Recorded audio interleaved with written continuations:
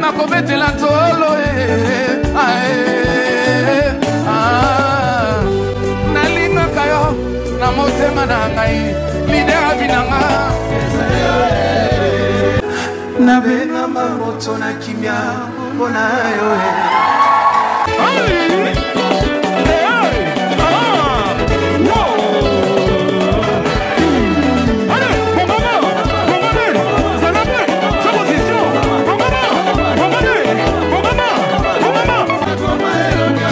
maman pète les billes au café tio mais maman commence à côté de basa waka oh hey tomala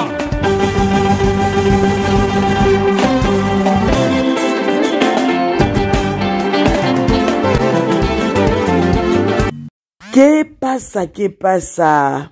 Frère Moïse Matuta et le pasteur Moïse Mbiye à Bethel Arena, c'est chaud, la chaleur, chaud. La famille, je vais vous laisser, vous allez regarder comment le duo du pasteur Moïse Mbiye et le frère Moïse Matuta, comment ça s'est passé, le culte, non, mais la famille, la prestation du frère Moïse Matuta, c'est juste. Non, pardon, je manque de mots. Sans plus tarder, je vais vous laisser, je vous laisse cette vidéo. Partagez, likez, commentez, surtout soyez nombreux à vous abonner. La famille. Ces derniers temps, le pasteur Moïse Mbiye, il a pris vraiment la décision d'honorer ses collègues, les chantres de l'Éternel. Franchement, c'est juste une merveille. Alors, je vais vous laisser maintenant. Partagez, likez, commentez pendant que le frère Moïse Matuta est là en train d'avancer déjà pour commencer le show, pour amener les gens dans la présence de l'Éternel. Franchement, non, prends déjà une position. Prends déjà une position, on va danser. Pardon, prenez déjà une position. Parce que là, c'est de ça qu'il s'agit. Non, Bethel Arena. Zombie, ces derniers temps, ça joue pas, hein? Ça blague pas, hein? Ça blague pas, hein? Vraiment, regardons des choses. Les choses du ciel, hein? C'est de ça qu'il s'agit. On va lui demander de rejoindre le strade. Pendant qu'il avance l'église, tu vas célébrer le Seigneur, tu vas acclamer, tu vas pousser des cris de joie pour que nous puissions lui témoigner notre amour pour nous ce matin. Papa Moïse Matuta, pendant qu'il avance, tu continues de célébrer le Seigneur.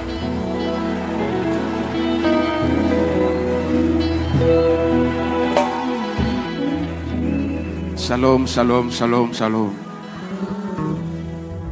Je vais dire un grand merci au Seigneur qui nous a permis d'être là, de communier avec vous ce matin, et nous apprécions à cette juste valeur l'amour et la considération de l'homme de Dieu, le pasteur Moïse Mbiye, mon homo, la réserve de l'Éternel. Non, vous avez raison d'acclamer le Seigneur, vous avez raison.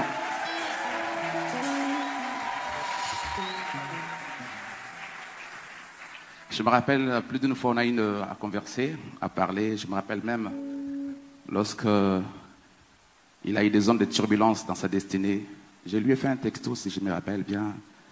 Je dis, révérend, si vous êtes coupable, alors c'est bon.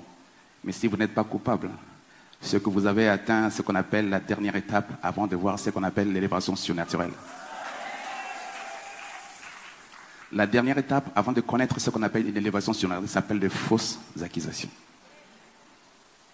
Moïse a connu ça, Daniel a connu ça, Joseph a connu ça, Jésus a connu la même chose.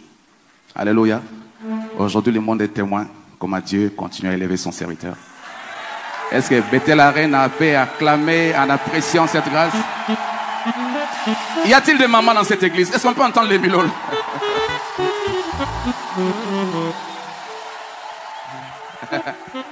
J'aurais voulu venir avant mon concert, mais malheureusement, l'homme de Dieu m'a dit qu'on est en train d'arranger tout ça. Je suis content du travail qui a été fait. Est-ce qu'on peut encore acclamer le Seigneur pour cette... Gloire à Jésus. Zama motema malamu boye uta obanda kopoko langa etilelo lembanga te ma blessure avinanga e koma bilembo litatoli o memelanga na vie oye tikala kozala te mengela na tela mana nzoto bolamu na wela tangai tina koma mopanga kotikala nzambe na ngai lai nalaki yo beta maboko na milolo.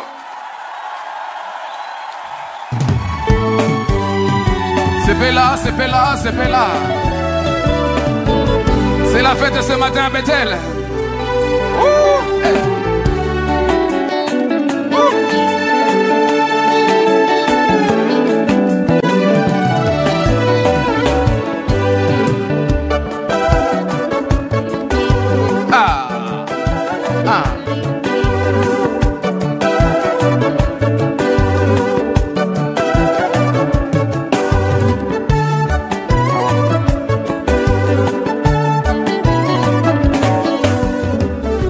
Samba motema malamu boye uta obanda kopokola ngai ti lelo lemba ngai te ba blessure amina ngai koma bilemu tatoli meme nanga na viwe tikala kozala te mengena latela mana nzoto bolamu na yo elata ngai ti nakoma mobange yo kotikala nzambe na ngai.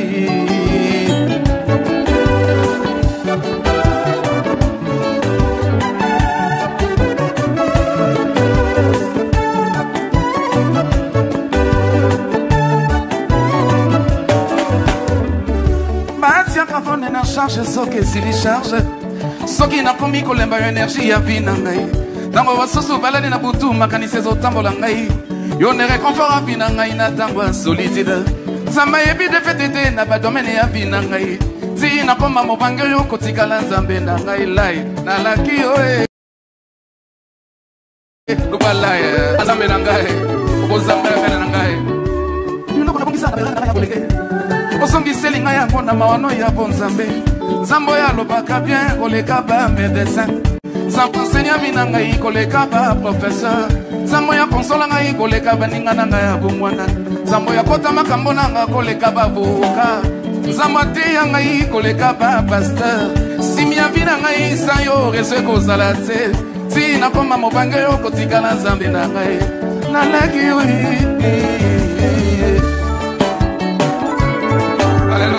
Merci Jésus. Ozosalelanga bolamu neti moto akana ngai ozosalelanga ngolu neti moto zwanga na likambo Yesu oyo pese sili na dote kolobakisi mosusu nayaki na ngolu papa nazwangi na mapamboli si nakoma mobange yo kotikala nzambe na ngai nalaki oe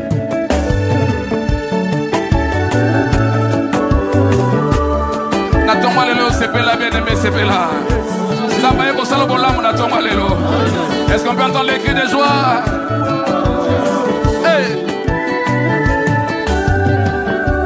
Badose ya vina nga ezali boso ya mesa na yo Yesu soki nalamuki na tongo ozoyeba nini okosala obanda na ngai makambo deja osilisaka la nzamba fami na biso nzamba libota na ngai nzambo ya bokola ngai ti lelo alembi ngai te ti nakoma mobange yo kotikala nzambe na ngai okotikala nzambe na ngai.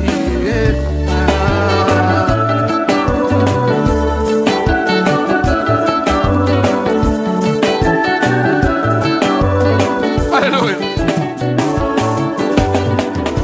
Nzamba motema malamu boye oyebani lokola nzamba longolaka bato so malgré bisenga-senga na ngai papa olemba ngai te misala na bina ngai ekotisanga nyonga bolamu ti nakoma mobange yo kotikala nzambe na ngai okotikala nzambe na ngai nzamba motema malamu boye nzambe akotika te nzambe akolandela ntina nsuka nzambe akobetela tolo nalingaka yo na motema na ngai lider abinanga ozonga bomwana nazalaki bolenge nalaki nakozala na yo lokola nzambe Jésus de Nazareth o lider ya bina ngai yo moko lekole ya enseignant mpe enseignement ya bina ngai kotikanga te na bunga o nzambe na nga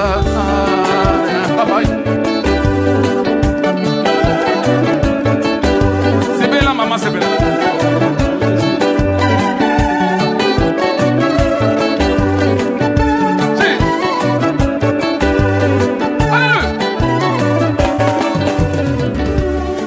motema malamu boye banda kobokola ngati lelo lebanga te bablessira binanga ekoma milemo litatoli omemelanga na bibo etikala kozala te engelala te na bana nzoto bolamu na yelanga ngai tina koma mobanga oyo kotikala nzambe na ngai nalaki oe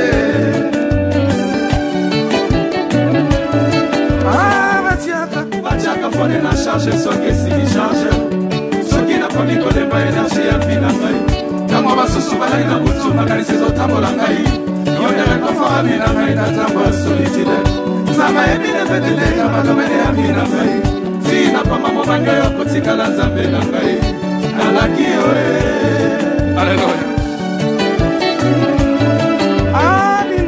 biloko na bongisa na bere na ngai ya ozongisilinga ya mpona mono ya bozambe nzambo ya lobaka bien koleka ba médecin nzambo esenya vi na ngai koleka ba professeur nzambo ya kosola ngai koleka balinga na ngai ya bomwana nzambo ya kota makambo na ngai koleka bavoka ye nzambo ateya ngai koleka ba pasteur simi ya vi na ngai isa yo eze kozala te tina koma mobange oyo kotikala nzambe na ngai nalaki oye obalayi yesu okozala nzambe na ngai nzambe ya bana na ngai nzambe ya bakoko na ngai ya bakoko ya bakoko ya bakoko pesa ye mololo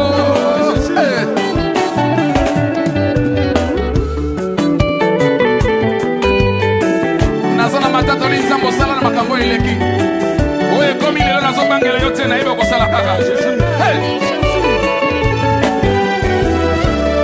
naza na matatoli ya makambo osalela ngai kala oyo etikali yesu nazobangela yo te oyaya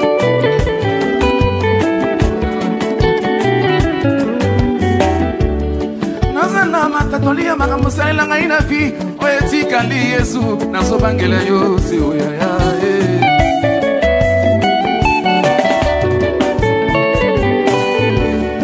misala na yo eza ya masango te onzambe na yo ezomonana na misala bilaka bato ekosaka kasi ya yo te yesu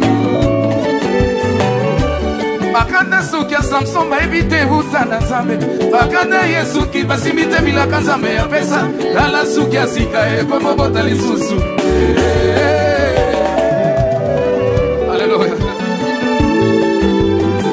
yebisa moninga biso baoyo soki nzambe te biso baoyo soki yesu biso baoyo soki nzambe te cette chanson je la dédie au révérend nakosamba na nani shilo na ngai oza sekele ya nyonso naza nango na se na moi bolamu ezokomelanga eza na forma ngolu na yo napesaki yo nakanaki kolianga na bana na ngai ozongiselingo ekolesa ntina bakoko na ngai oyo ozopesa ngai ezali bango na motema mpasi heureusement nazalaka na nzambe na motema yebisa moninga heureusement nazalaka na nzambe heureusement nazalaka na nzambe mbi heureusement nakosamba na nani shilo na ngai oza sekele ya nyonso naza nango na se na moi bolamu ezokomelanga eza na forma ngolu na yo napesaki yo nakanaki bolianga na banda na ngai ozongiselingo ekolesa ntina bakoko na ngai oyo ozopesa ngai ezali bango na motema mpasi heureusement nazalaka na nzambe na motema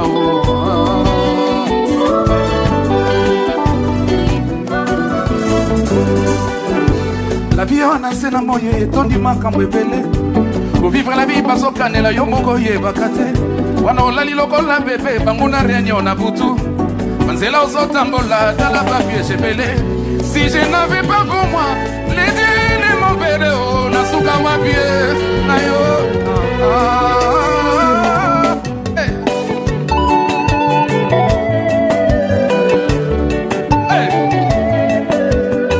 nazalaka na nzambe heureusement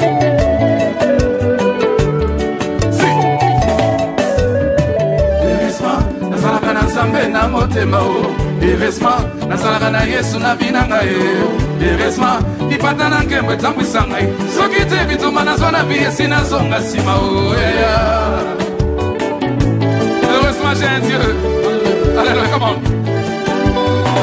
heureusement nazalaka na nzambe na motema heureusement nazalaka na yesu na vi na ngai heureusement nipatana nkembe tamwisa ngai soki te bitumba nazwa na vie esina kufa kala o Alléluia Mamono na yebi nombre te papa Mamono na yebi ajete Yesu Mamono na yebi kolote baso sangai na ngai heureusement nazalaka na Nzambe na motema o heureusement nazalaka na Yesu na vie na ngai heureusement nipatana nkembe tamwisa ngai soki te bitumba nazwa na vie esina kufa kala o Dis à ton voisin heureusement que j'ai un Dieu. Heureusement que Bethel a un Dieu. Est-ce qu'on peut acclamer pour le Dieu de Bethel?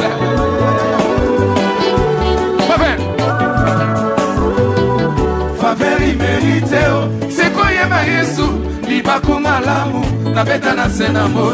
Sokolongo lié, na vina ngai. Comment on a nyonso, et comme il déséquilibré, Ah yes, come on. Biso ba oyo soki Yesu te. Est-ce que biso ba oyo bazalia wa biso ba oyo? Biso ba oyo. Mes amis lolo. Biso ba oyo soki Yesu te. Nedoza banane. Bina.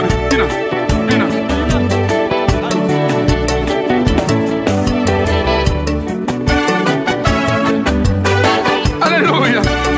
Biso ba oyo soki yo te Nzambe na ngai.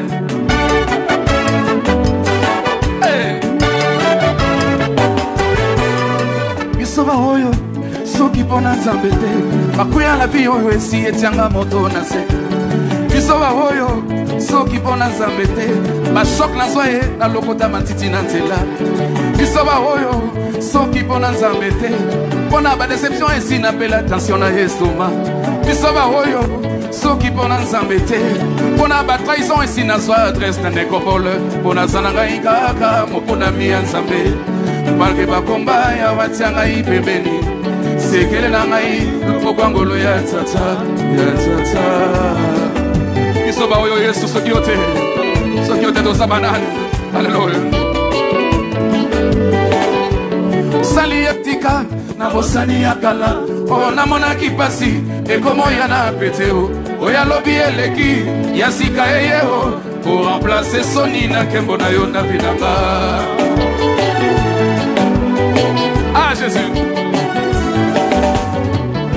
Adona ya sana miso amonaka esika nyonso amonelinga kolala nanga na kanape baninga basolala nanga nazotanga plafond Adona ya sana mato ya yoka kalosamba kondima ayokelinga losambo ya shedi etoko baninga basoli anga nazokila bile nini nasena moye zanga suka ulela nanga ezala kilokola mbisi na kati ebale atana lelikofoni na mayo seya ulela nanga ezala kilokola bebe na kati ya semi atana leli mama soyo kate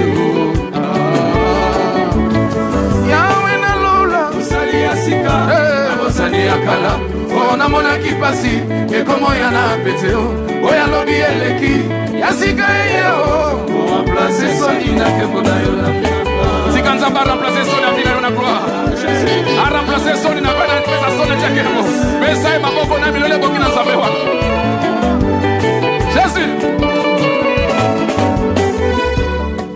osimbelanga makambo elelisaka ngai osimbelanga makambo eswisanga motema olamuselanga makambo elala ya omonelanga basusu balemano papa osongiselanga nyonso esila kolimo Yesu yobomelanga moto bangula bapelisa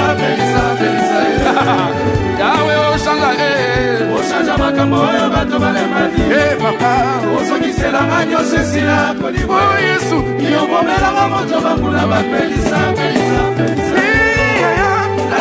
Kanga mama na yo papa atanomba bateleki ekwenda na telemi mamesa ya monana na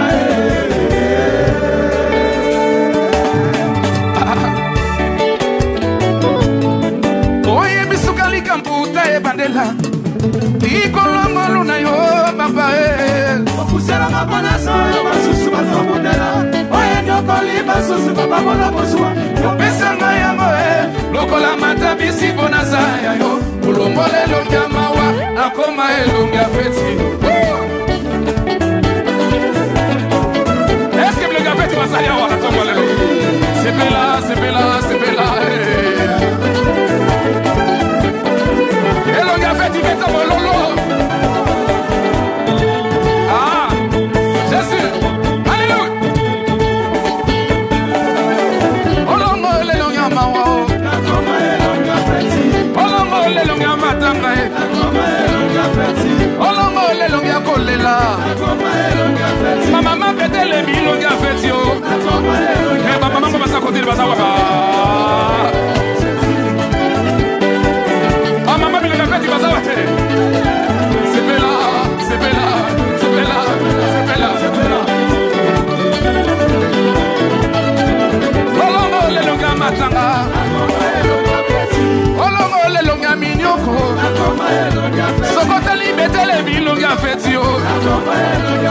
La réserve longa poseka. C'est Kamara, papa passe à côté là.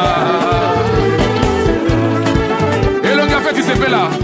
C'est bella, c'est bella, c'est bella, c'est bella, c'est bella, c'est bella. Mais ça mon lolo.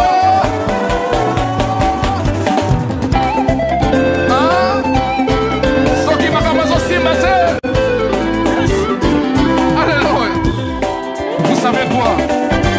Le bonheur a un nom. Et ce nom, c'est celui de Jésus. Alléluia.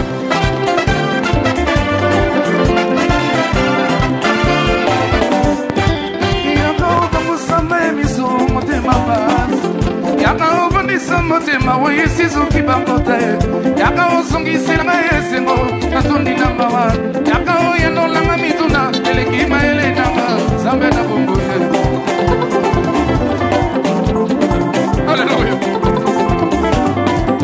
Yone ozalisa na bona zala se onkolona yone obunelanga mituma molili na somona te osukisi amanga mona momo inanga se o papa sokina so sepela esali posanga monanga ye sepela sepela Jésus soki mama mwezo si mateo sepa sima ya suka soki libele so si mateo sepa sima ya suka yone kosika nanga ya sikanga moto asekakala c'était un bagage tanisi yo lineti ah mon santo linganga basumungie invisible monana na miso ya kondima ya monena ni makovana na bato mikelo kolaba otola mongwani makosalisa nga mobola okotola bikisa babeli asengi mongo te okotola bikisa babeli asengi mongo te abikisa ona césarienne asengi mongo te est-ce que zamba senga yombo oh santo linganga basumunke invisible monana na miso ya kondima soki na luki akala monia nasosusuka nasoluka yo lisusu osana yo esirea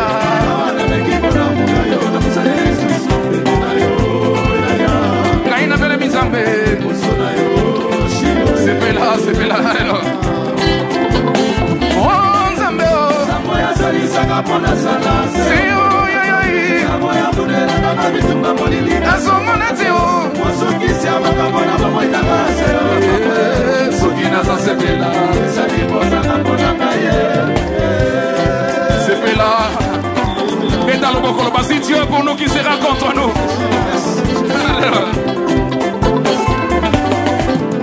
Anamato basangani lokola na tour de Babel balingi bati nzambe mosusu na esika na yo ekwasi mateo okisa mopanzi ebonga na yo Yesu. Haleluya.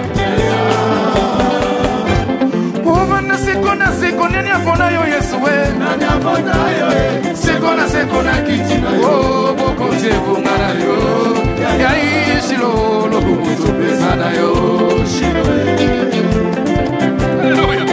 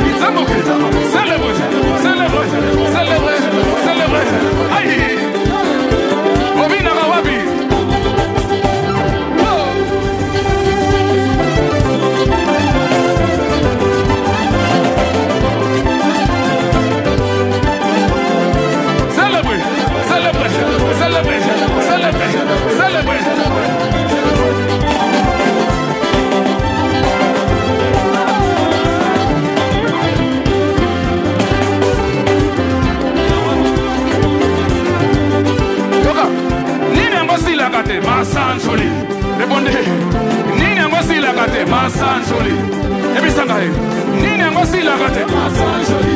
Yebisanga. Nini yango silaka te. Tobandi nango awa. Tokomata nango kuna. Tobandi nango nase. Tokosukisa ngo likolo. Tobandi nango awa. Tokosukisa ngo kuna. Nazotuna boye. Ogobina te. Ogobina te.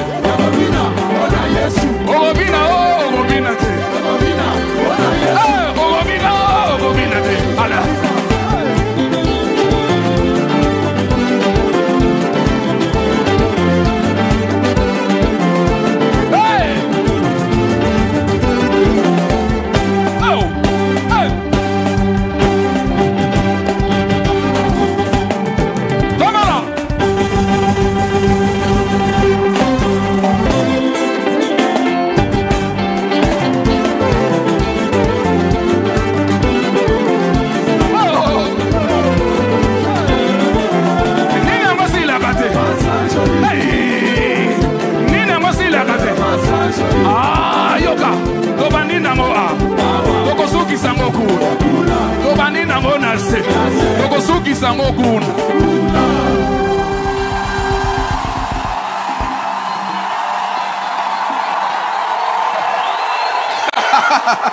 Vous en voulez encore? Nini yango silaka te. Vous en voulez encore? Nini yango silaka te.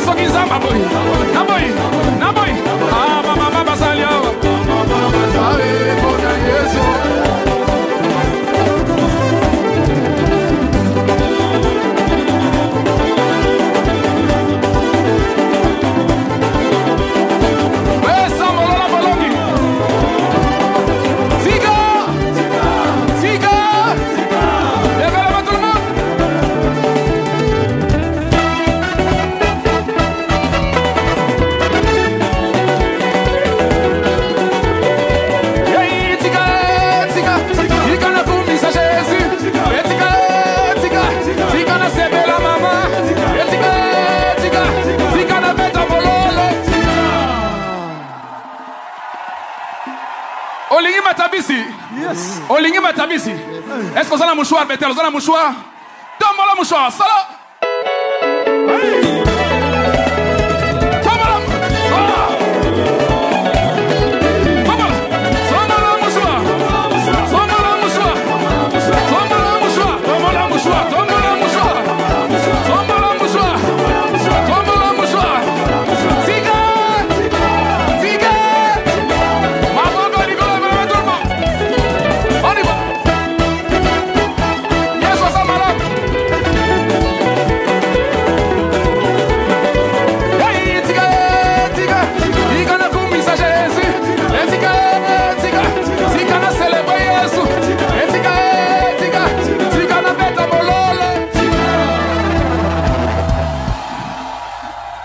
Oyano langa losambo na sala na bosana.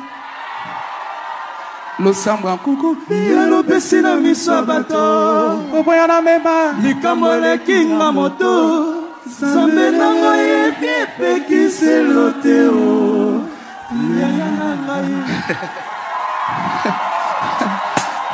Est-ce que vous êtes prêts à danser la rumba pour Jésus? Dans ce monde célibataire, moi je fais la piste dans un bout.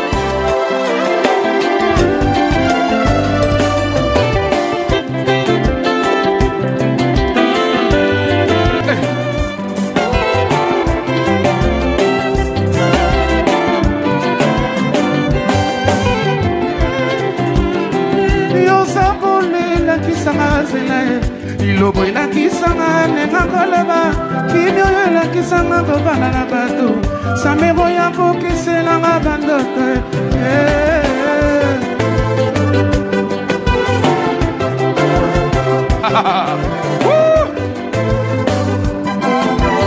Bougez, bougez, bougez, bougez.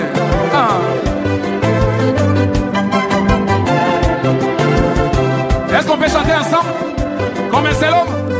On peut chanter ensemble. On y va. Ope sangala. Matsam Congo.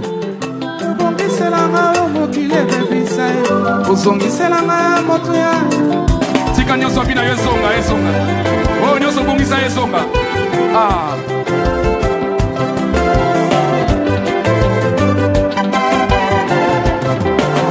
Ah Jésus. Oyano langa lo samo. Hey. Oyano langa lo 1 2 3 go. Oyano langa lo samo na sala na bosana. Lo samo kukubi ano pesina miso abato. Obwana me malika mwele kinga moto. Alléluia. Que Dieu te bénisse.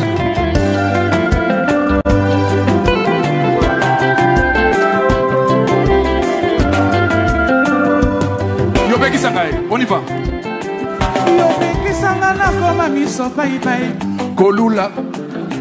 Natala wapi. Alléluia. Nazoa. Dale kulusu bien-aimé. Dale kulusu bana bazali. Dale kulusu. Nyonso ezali. Dale kulusu nyonso ezali.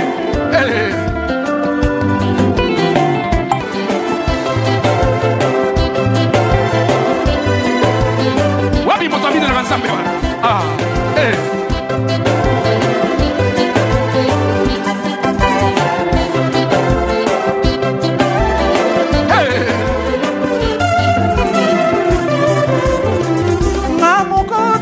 Bangomba mi kakata ole mweselo mai Yesue oza témoin ya bolamu nzambe Bethel.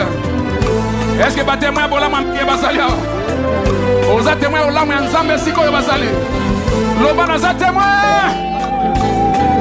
Tomola loba bosoko oza témoin ya bolamu nzambe awa. Mama ko témoin ya bangomba ba accident ole mweselo mai sikoyo nange mati kala lo ye mo mutima yango yo ozambe ngina yo kemo utabo mama yo mama lekina no vinga eso na yo se pisa kina sala se kibe ana boina no sokina no vinga bomba motema moto suka suka na dona bona. C'est ça ma pour la le bas Jésus, merci. Que Dieu vous bénisse, merci.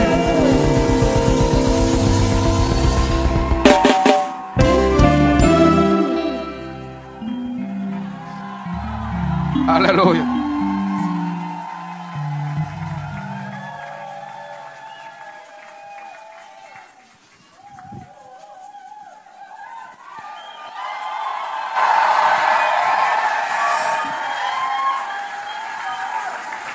Est-ce qu'on acclame encore?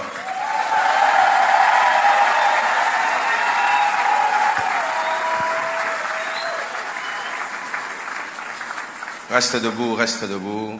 Remain standing. Je tiens à bénir Dieu pour aujourd'hui.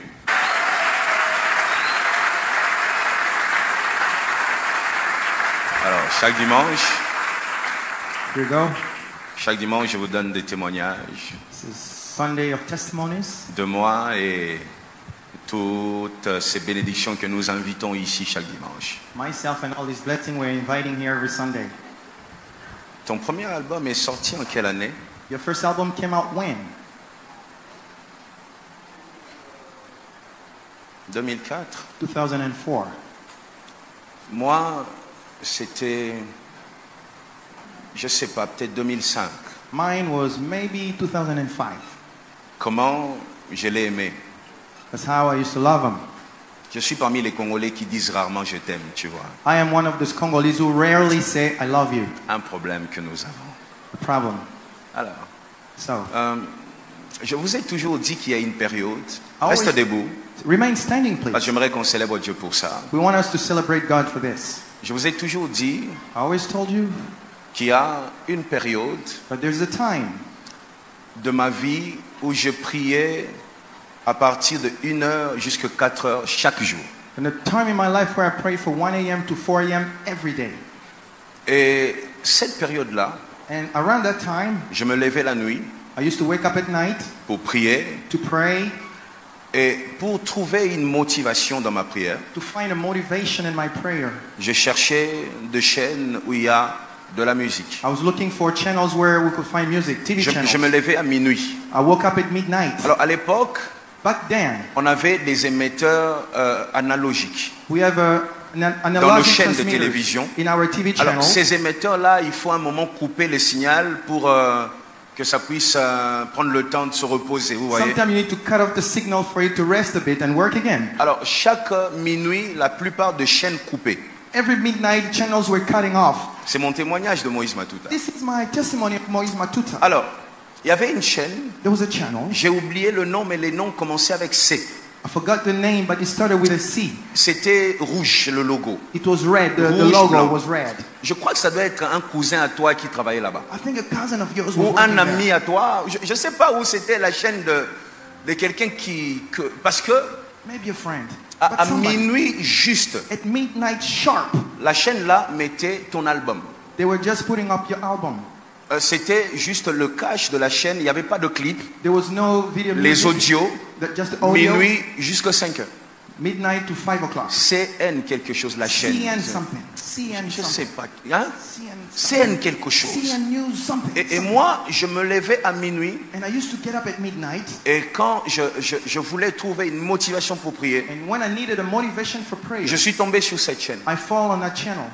Minuit, Midnight, j'écoutais la chanson. I hear the song. 1h, 1 o'clock, je commence à prier. I start praying. Le lendemain, je reviens. Next day I come back. Minuit, j'écoute la chanson. Midnight I pray. Je prie. I pray. Et c'était des années And for years, où j'écoutais ton album. when I listen to your Donc, album, je connais ton premier album plus que toi-même. so I know your story before even mine, before Plus que yourself. toi-même. You Alors, know? j'écoutais les chansons. So I heard a song, Et la chanson que je retiens, and the song that I remember, quand je pense à toi, when I think of you, c'est ce qui vient dans mon esprit. that's what comes in my spirit. Nabengama mwana na nzambe pona yo. Nabengama moto na kimia pona yo e. Pona yo e nzoloko ya bomoi nanga bomoi na. Le pianiste, il peut rentrer. On va faire notre featuring de l'année.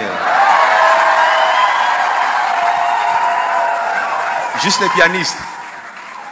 The pianist C'est- can go with us. C'est cette chanson-là This is the song qui me faisait prier. that made me pray. de minuit from midnight jusqu'à 5 heures, all the way to 5 a.m. quand je commençais à sentir l'onction dans ma prière baisser, When I started feeling the anointing going j'allumais down, la télé I turned on the TV, et c'est cette chanson qui était diffusée en boucle. and this is the song that kept Donc coming j'ai over and prié over. dans ma vie I prayed in my life avec cette chanson. with this song. Dieu m'a oint God anointed me avec cette chanson. with this song. Dieu m'a béni God blessed me avec cette chanson. with the song. Dieu a changé ma vie God changed my life avec cette with chanson. that song. Dieu a élevé mon ministère God lifted up my ministry avec cette chanson. with that song. Peut-être que tu connais pas. Maybe you don't know. Vous savez, You know, nous on est de la vieille époque. we are from the old school. Et merci à l'homme de Dieu. Thank you to the man of God. On peut chanter. Can we sing? Mais le problème c'est que toi tu chantes tellement bien. You sing so well. Donc calme-toi un peu. So just cool it down a little bit. Cool it down. Tu chantes avec un débutant. Donc You are vas-y singing with a beginner. doucement. So go slow. On peut essayer. Yeah, take it easy on me. Nabengama, c'est ça? Monter un peu. Go up a bit. On peut monter un peu. Go higher. Encore un peu. Higher again. Higher. Ça va pour toi? Is it good? Monte encore un peu. A little bit. Just again. Let me clear my throat. Nabengama mwana na nzambe pona yo. Nabengama moto na kimia pona yo. Pona yo nzoloko ya bomoi nanga. Bomoi nanga ekoma na tina. Mobandi makambo ekoma katina suka. Mofongoli bikuke balembi kofungola. Mofongoli bikuke yo moto akanga yebani te. Yozali alpha be omega.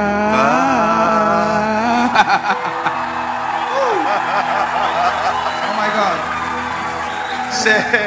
C'est avec cette chanson This is with the song. que je priais chaque jour. I used to pray every day. C'est son onction. This song. C'est comme ça que je crois beaucoup en lui. That's why I believe in him. Et je lui ai toujours montré beaucoup d'amour chaque fois que je l'ai rencontré. I always showed him love every time I met him. Je fais tous ces témoignages I do all these testimonies parce que le monde fonctionne de manière à faire passer pour de faux ce qui sont vrais et de vrais ce qui sont faux. The world want to show those who are real to be fake and those who are fake to be real. Alors si à un moment tu as de doutes sur ce qui est vrai ou faux, So sometimes you're in doubt on what's real or fake. reçois les témoignages de ton pasteur. Receive a testimony from your pastor. Si par ces chansons, If through his songs, Dieu m'a fait autant de bien, God has done me so much c'est-à-dire que good, ça te fera aussi de bien. maybe to also do something on Il you. y a comme un vent. Continuez à jouer parce que c'est mon Keep on onction. playing, please. Keep on playing. It's an C'est la anointing. chanson qui me donne l'onction. This is an Il anointing y a, song. il y a comme un vent There's like a wind. où la musique qui adore Dieu doit être en français seulement. The song worshiping God must be in French or something. C'est faux. No, that's wrong, totally. Il y a comme une loi. There's like a law. La musique Music. pour adorer Dieu doit être étrangère. To worship God must be foreign. Comme si As if notre style est démoniaque. our style is demoniac. Lui, il le fait bien. He do it so well, he does it Si so well. j'étais que quinoa, If I was just a Kinshasa guy, j'allais dire Moto Ayebi musique. Hein. I said this guy really know his business. Avec sa musique, With his music, il y a une bonne cohésion. there's just a good cohesion Adore Dieu avec ses to chansons. worship God with his songs. Nabengama mwana na nzambe pona yo. Nabengama moto na kimia pona yo e. Pona yo e. Zoloko ya bomoi nanga. Bomoi nanga. Ekoma na tina. Mobandi makambwa koma katina suka. Mofongoli bikuke balembi kofungola. Mofongoli bikuke yo moto akanga yebani te. Yozali alpha be omega.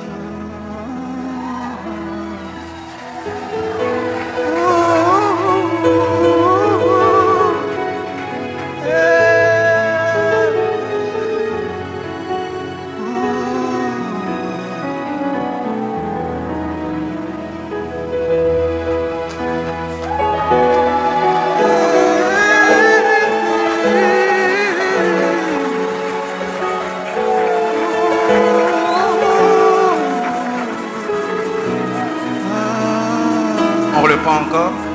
nabengama mwana na nzambe mpona yo nabengama moto na kimia mpona yo zoloko ya bomoi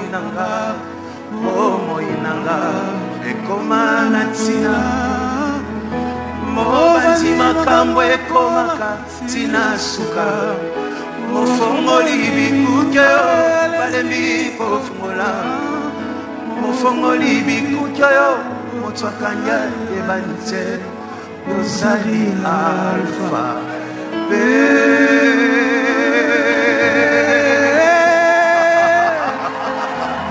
Omega.